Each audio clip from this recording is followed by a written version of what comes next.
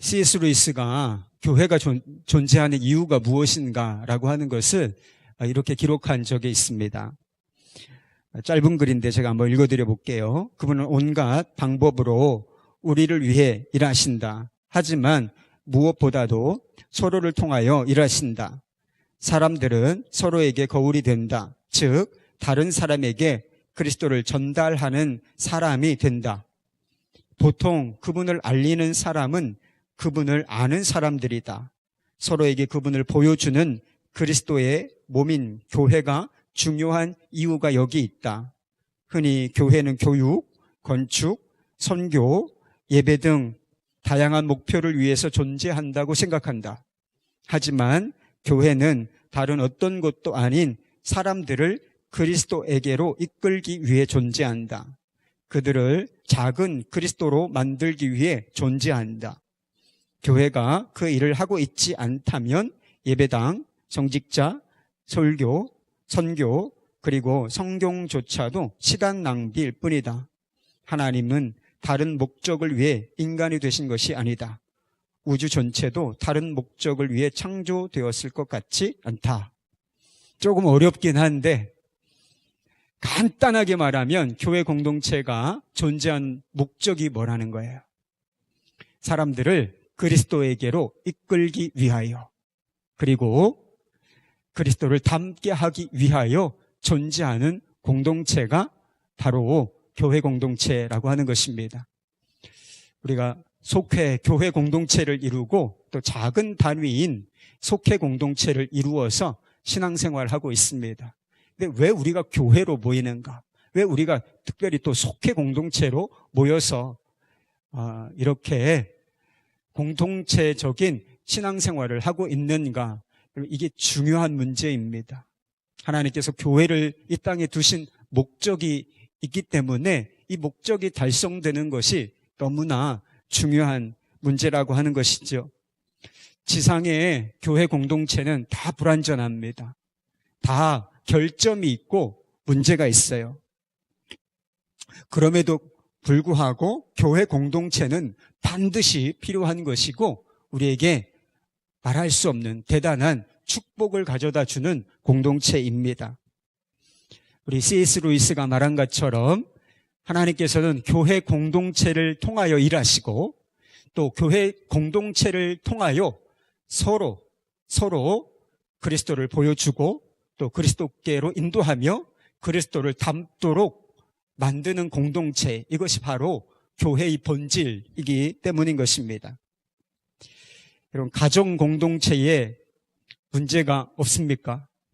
여러분의 가정에는 아무런 결점도 아무런 문제도 없는 무결점 공동체인가요? 그렇지 않죠. 가장 가까운 가정 공동체도 결점이 있고 다 문제가 있고 아픔과 상처가 있습니다. 그런데 우리가 교회 공동체, 가정 공동체에 문제가 있다고, 결점이 있다고 가정을 포기하지 않습니다. 때로 어떤 사람은 그렇지만 대개의 사람들은 가정에 문제가 있어도 가정을 포기하지 않아요. 어떻게 해서든지 가정을 세워보기 위해서 안간힘을 씁니다. 이런 교회 공동체도 똑같아요.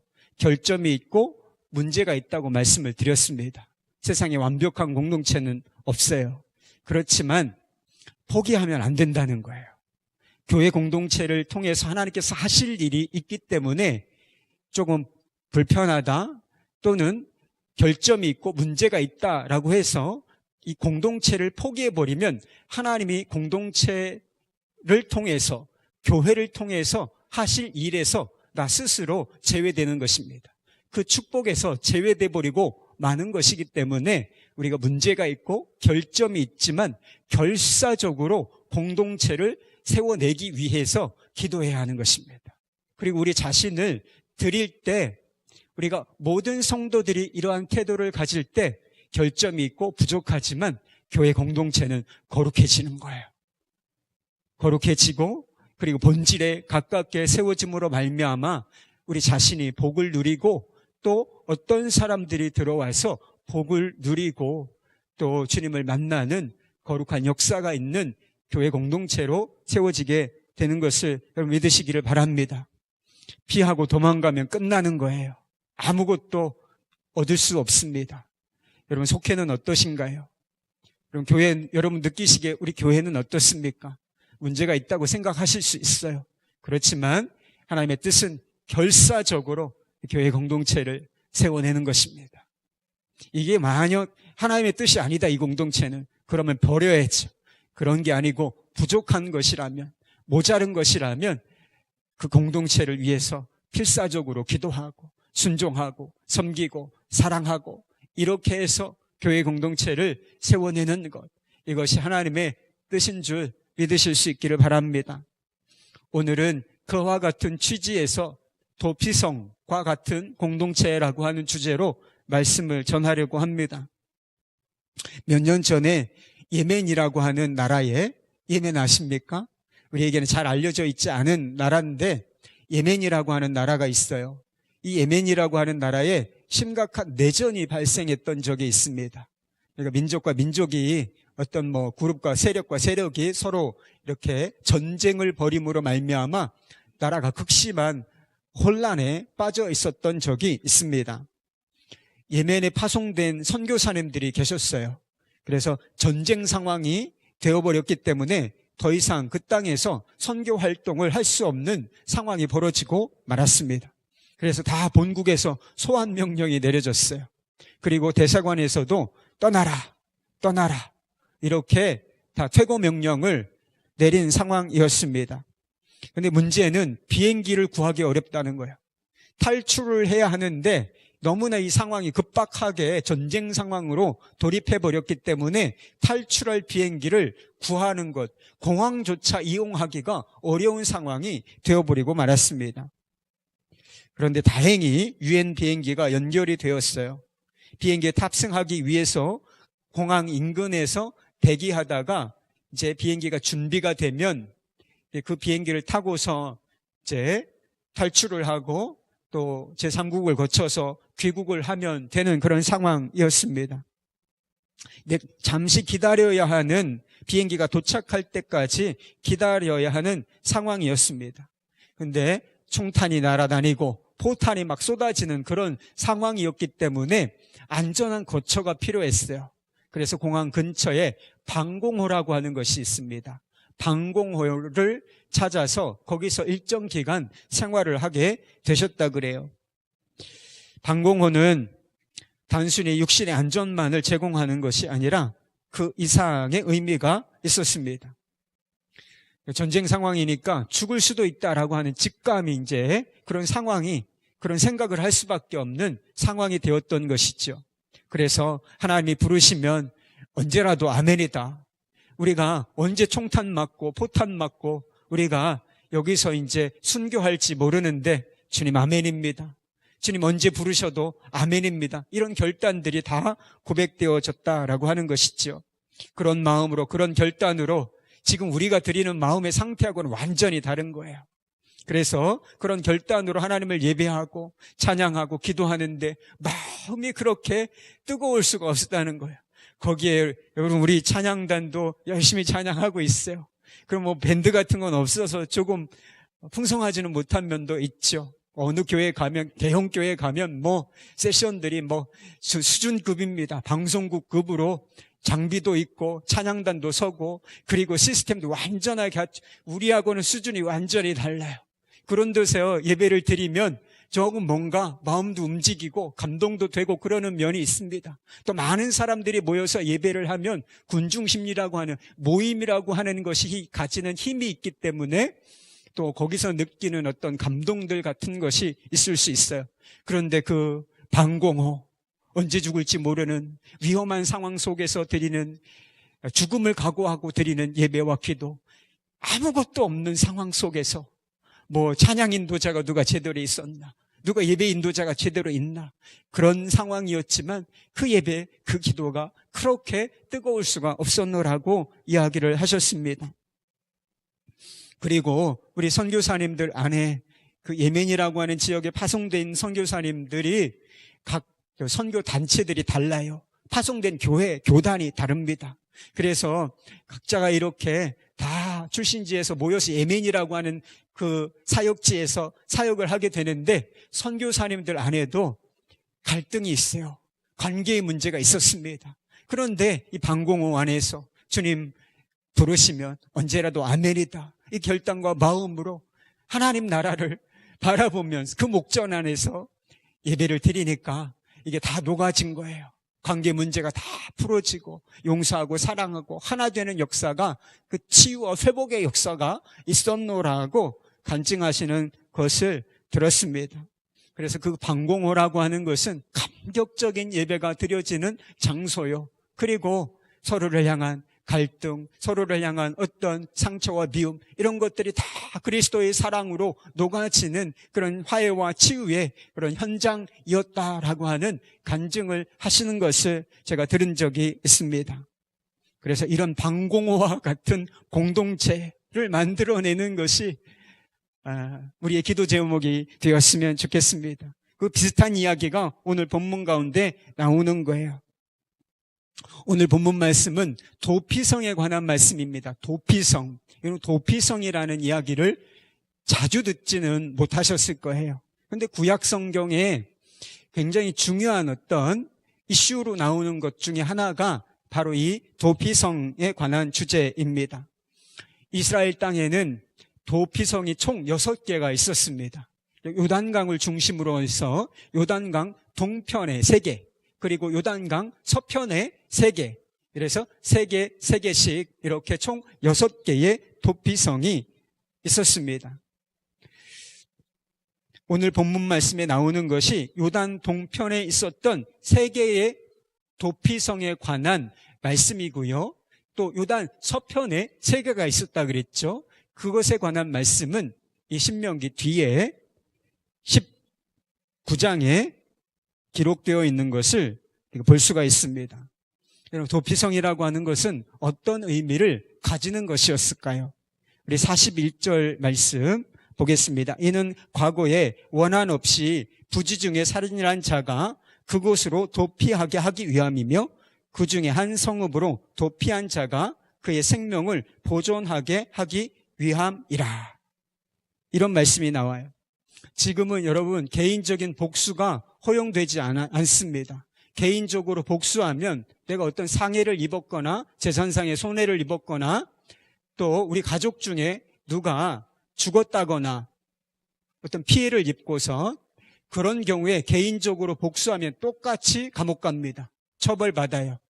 그래서 복수라고 하는 것은 공권력의 몫입니다. 그래서 죄가 있는지 없는지, 그리고 죄가 어느 정도 중한지 가벼운지를 따져서 재판을 통해서 형량을 먹이게 돼 있어요. 그래서 공권력에 의해서 형벌이 가해지도록 그렇게 되어 있죠.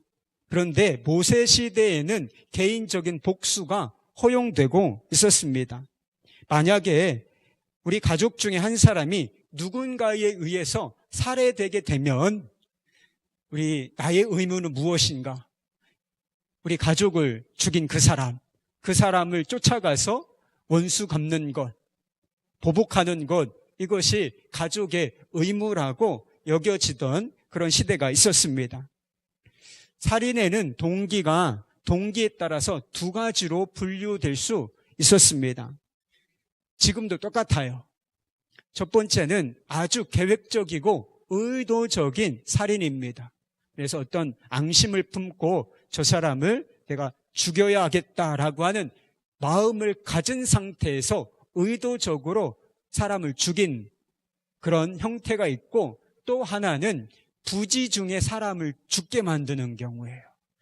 저 사람을 죽일 의도는 전혀 없었습니다. 그런데 실수로 의도치 않게 그 사람이 나의 어떤 행위로 말미암아 죽게 되는 경우, 이것을 부지 중에 어떤 살인이 일어났다라고 표현하고 있습니다. 일종의 과실치사라고 할 수가 있는 것이지요.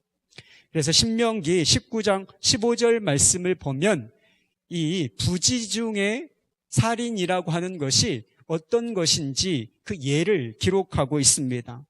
어떤 사람이 이웃과 함께 나무를 하다가 나무를 내리찍기 위해서 도끼를 있는 힘껏 휘둘렀습니다. 나무를 찍으려면 힘을 써야 되잖아요.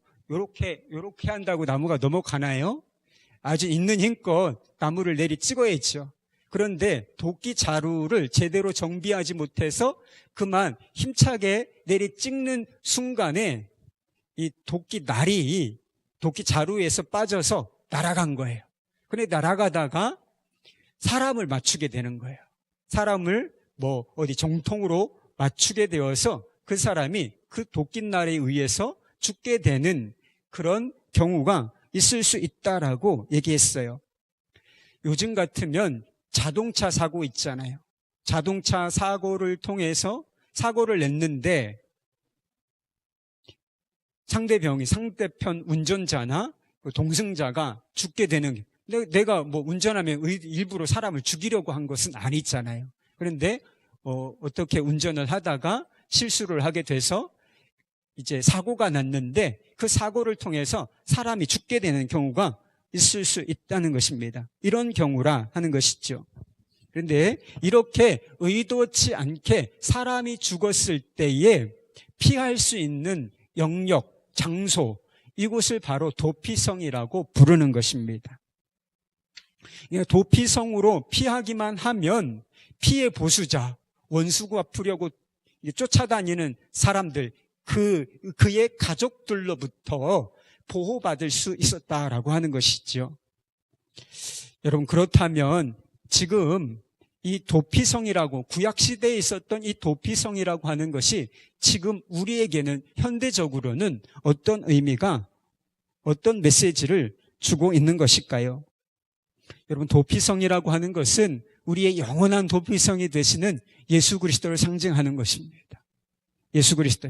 구약에는 다 구약에 있는 제사법이나 또는 무엇인가를 구별하는 방법, 이것은 다 뭔가 그림자, 상징성을 가지고 있는 것인데 여러분, 도피성도 마찬가지예요.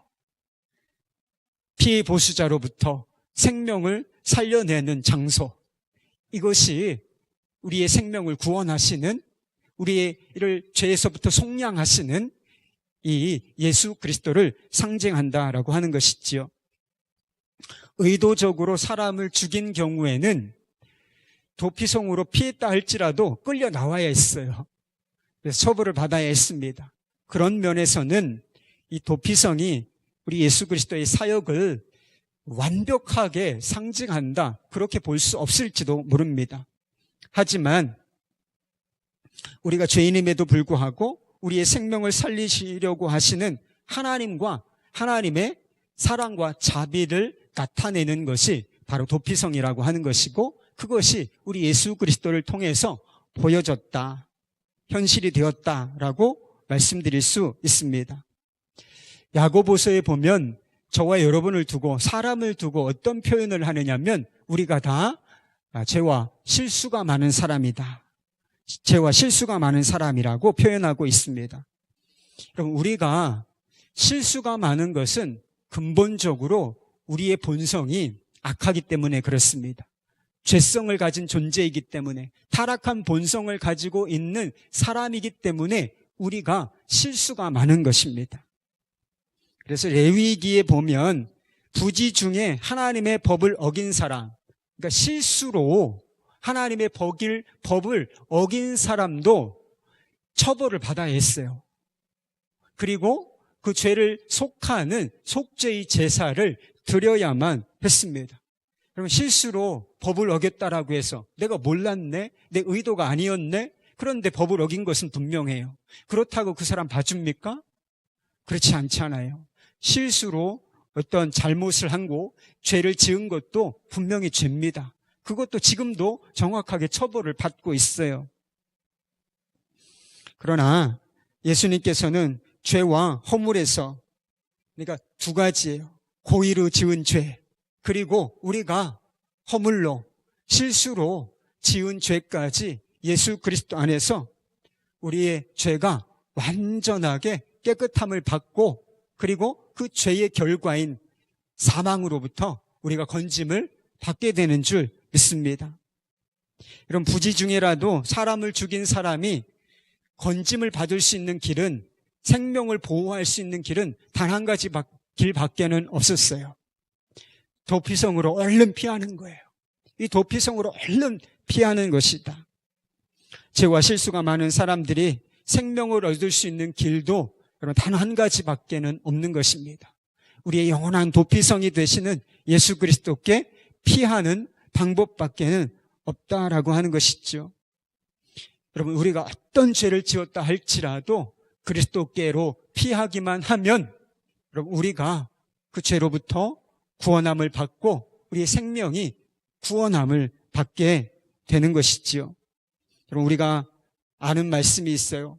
하나님이 세상을 이처럼 사랑하사 독생자를 주셨으니 이는 저를 믿는 자마다 멸망하지 않고 영생을 얻게 하려 하심이라. 수고하고 무거운 짐진 자들아 다 내게로 오라. 내가 너희를 쉬게 하리라. 여러분, 이것이 복음인 거예요. 우리를 멸망에서부터, 죄로부터 구원해내시는 예수 그리스도, 이것이 복음이라는 것이죠. 여러분, 사람들은 안전지대를 찾기 위해서 동분서주하는 것 같습니다. 어디로 가면 내 삶이 안전할까? 그리고 어디로 가면 내가 안식을 누릴 수 있을까? 안전지대와 또 안식을 찾아 헤매는 것 같습니다. 그러나 여러분, 세상에는 결코 안전지대가 존재하지 않습니다. 우리가 안전을 얻고 안식을 얻는 방법은 오직 그리스도께, 도피성이 되시는 그리스도께 피하는 방법밖에는 없는 것입니다. 여러분, 깊은 안식을 누리고 싶으십니까? 세상 살기가 치열하고 어렵죠. 그런데 그런 상황 속에서도 우리 영혼이 안전하고 우리의 마음이 안식을 누리려면 주님과의 관계가 실제가 되어야 하는 것입니다.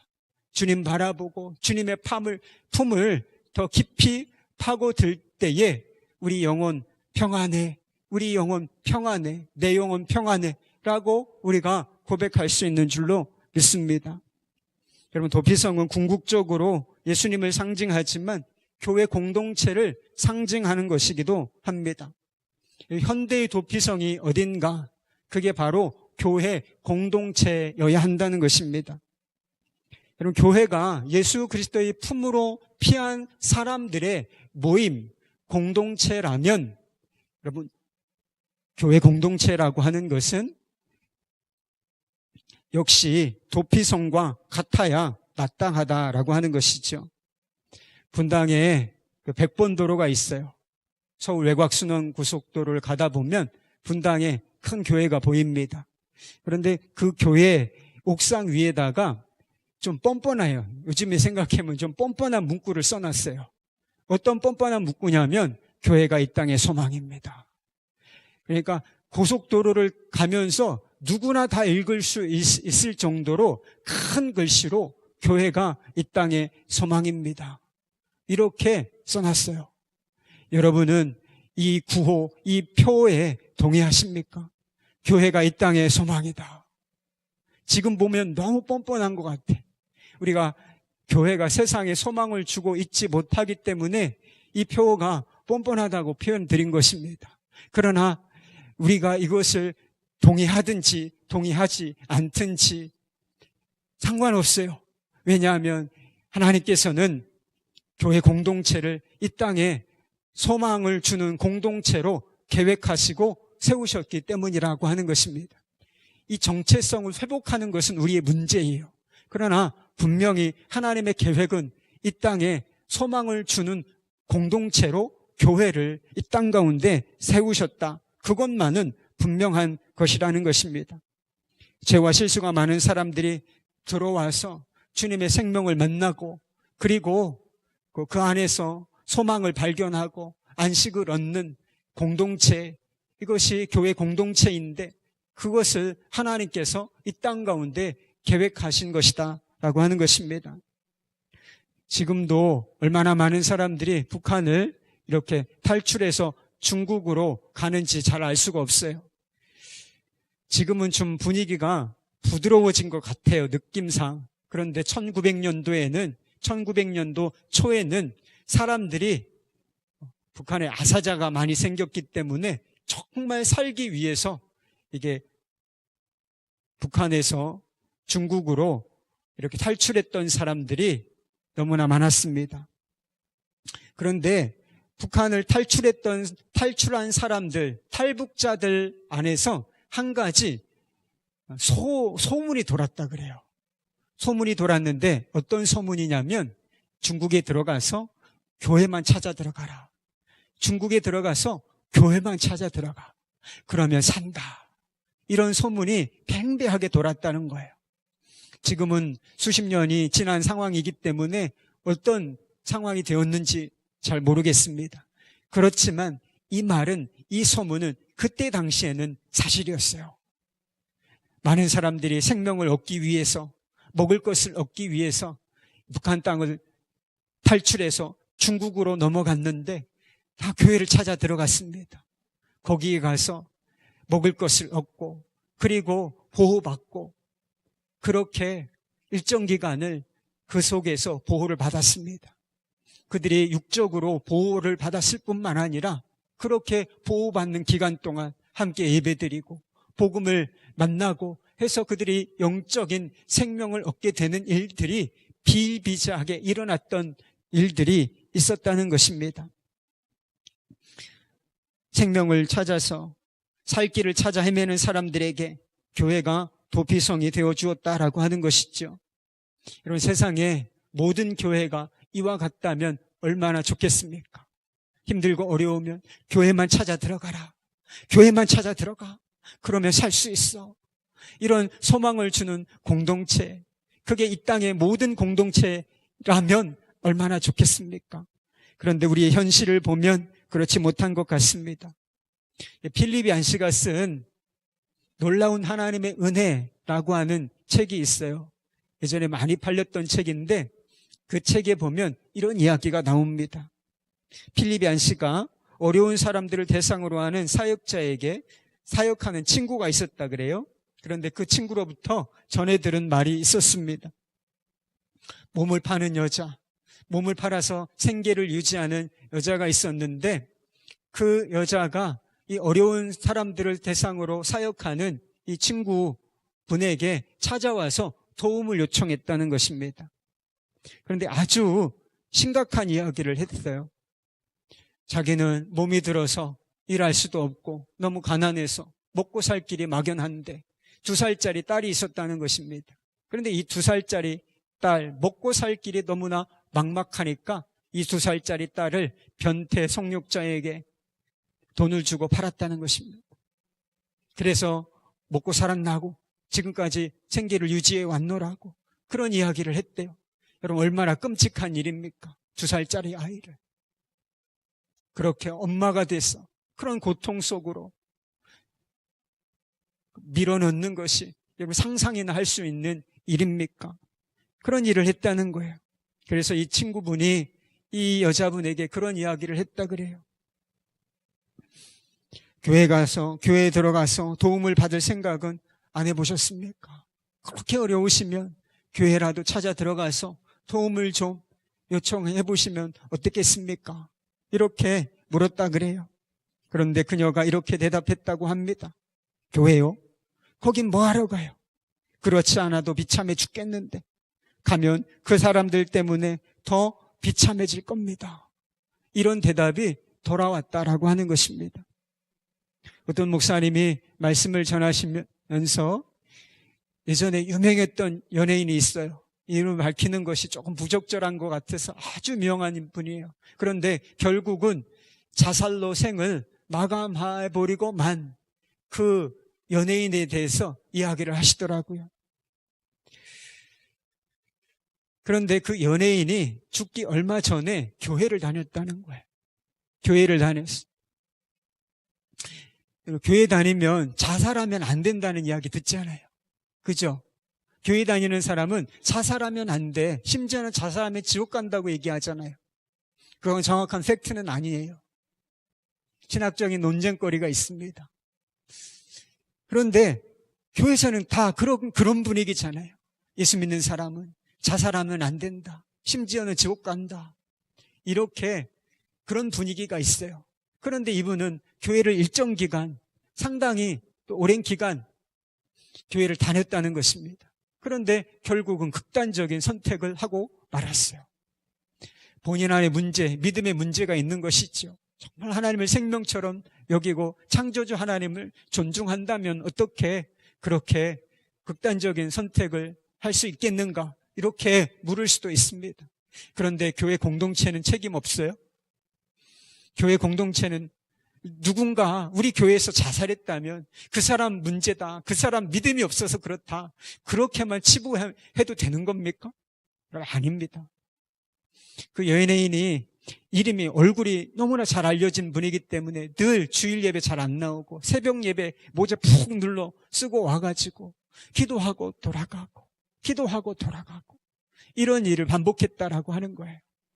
교회가 그 마음이, 심령이 그렇게 유명한데 마음은 그렇게 심령은 황폐해지고 오갈 데가 없는, 마음은 오갈 데가 없는 노숙자와 같은 그런 마음을 가진 사람, 그의 아픔을 이해하고 들어주고 그리고 그를 위해서 기도해주는 누군가 있었다면 그가 그렇게 극단적인 선택을 하지 않았을지도 모를 일 아니겠습니까? 다 누구누구다 이렇게 그렇게만 생각했지, 그 사람이 어떤 아픔을 가지고 있는지, 그 사람이 어떤 기도 제목을 가지고 있는지, 그 사람이 어떤 상황 가운데 있는지 관심을 가지고 있는 사람이 없지 않았나. 여러분, 우리 모두의 책임이 아닙니까? 그런 것들이. 분명히 하나님께서는 교회를 세상의 소망으로 삼으셨습니다. 죄와 실수로 고통당하는 사람들에게 소망과 또 안식을 주는 도피성으로 삼으셨어요. 그런데 여러분, 왜 교회가 도피성으로서의 역할을 제대로 해내지 못하는 것입니까? 교회 탓인가요? 여러분, 교회 탓이죠. 그런데 교회 탓, 내 탓은 아니고 교회 탓인가요? 교회가 뭐죠? 정의를 똑똑히 하고 계셔야 돼요. 교회라는 것은 내가 교회인 거예요. 아니, 예수 믿는 내가 교회지 누가 교회예요? 어떤 무리들이 교회 아닙니다, 여러분. 내가 교회고 내가 속한 공동체가 교회인 것이죠.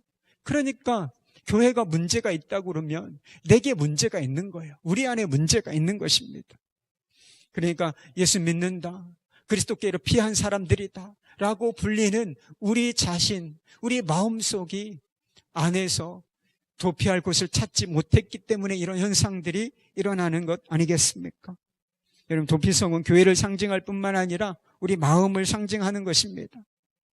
여러분, 주님의 교회가 도피성과 같은 생명을 주고 소망을 주는 공동체가 되기 위해서는 우리 한 사람 한 사람의 마음이 도피성과 같아야 된다는 거예요.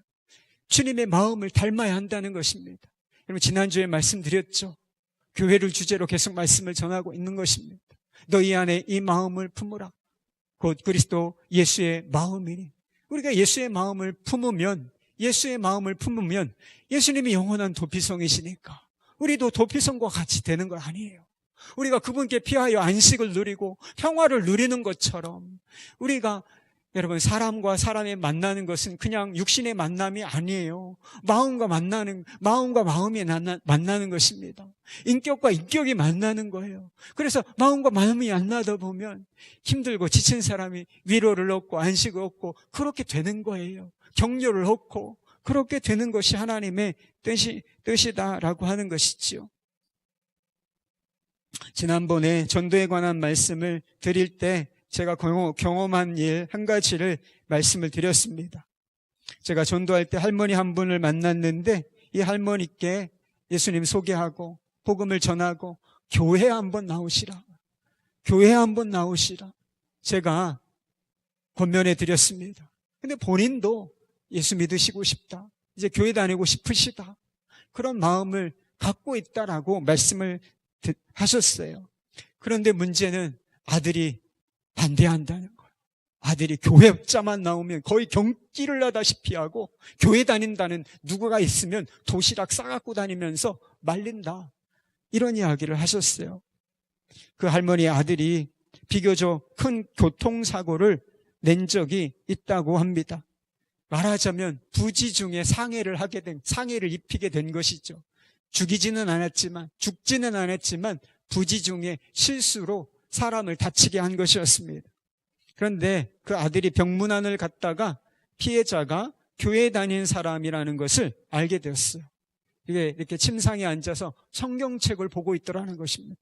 그래서 집에 돌아와서 어머니에게 이 이야기를 했더니 잘 됐다.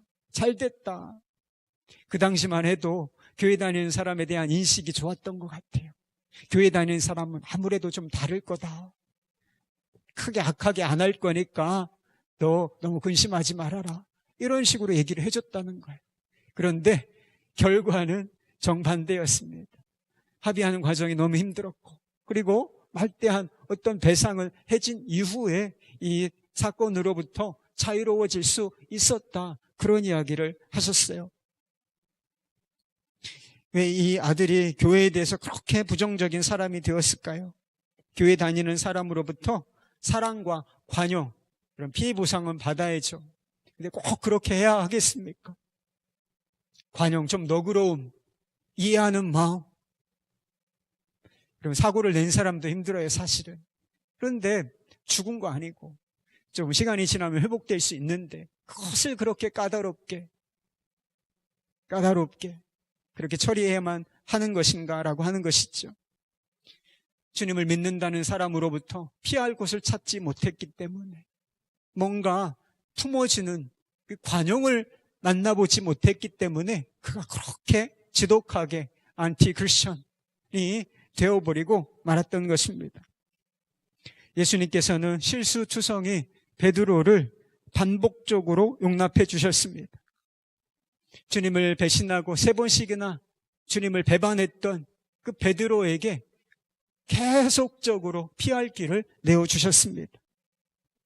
그랬기 때문에 지금 우리가 알고 있는 베드로, 그 베드로가 될 수 있었다라고 하는 것이죠. 여러분, 주님께서 베드로에게만 그렇게 피할 길을 내주셨습니까? 안식처, 도피처가 되어주셨나요? 아니죠. 우리 예수님께서 우리에게도 끊임없이 피할 길을 내주셨습니다. 여러분, 우리가 주님께 죄 얼마나 많이 지었어요? 하나님 뜻에 반하는 행동들, 삶의 양태들을 얼마나 많이 보였습니까? 그럼에도 불구하고 주 예수님께서는 반복적으로 우리에게 피할 길을 내주시고, 다시 용서해 주시고, 다시 너그러이 우리를 받아주시고, 이런 일이 반복되었기 때문에 저와 여러분이 이곳에 있는 것입니다. 만약에 우리 예수님께서 우리에게 이번만큼은 너는 안 되겠다, 이번만큼은 너 내 품으로 들어올 수 없어, 도피할 수 없어, 피할 수 없어, 안식처가 될 수 없어, 너한테 관용을 보여줄 수 없어, 너에게 용서를 보여줄 수 없어 라고 말씀하셨다면, 도피성의 문을 닫아버리셨다면, 여러분, 저와 여러분이 이곳에 있을 수 있었겠습니까? 우리가 하나님의 자녀라고 하는 이름, 이 거룩한 이름을 유지할 수 있었을까요? 절대로 그런 일 없습니다. 우리는 그리스도 밖에서, 여러분, 저주받은 영혼으로 있어야 했을 것입니다. 여러분, 많은 사람들이 도피성은커녕 도살장 같은 마음으로 살고 있는 것을 보게 됩니다. 하나님은 나의 피난처요, 요새 그렇게 나의 산성이다, 찬양 부르기를 좋아하죠. 그런데 자신은 정작 다른 사람들에게 피할 곳을 내어주지 않는다라고 하는 것입니다. 여러분, 도살장 아십니까? 도살장. 살아있는 동물이 들어가기만 하면 죽어서 나오는 것, 시체가 되어서 나오는 것, 여기를 도살장이라고 부릅니다. 여러분, 도살장 같은 마음이 어떤 마음이에요? 다른 사람을 정죄하고 미워하는 마음, 이것이 도살장 같은 마음입니다. 다른 사람들의 연약함, 실수, 이것을 이해해 주지 못하는 것, 용납하지 못하는 마음, 도살장 같은 마음인 것입니다. 여러분, 생각해 보십시오.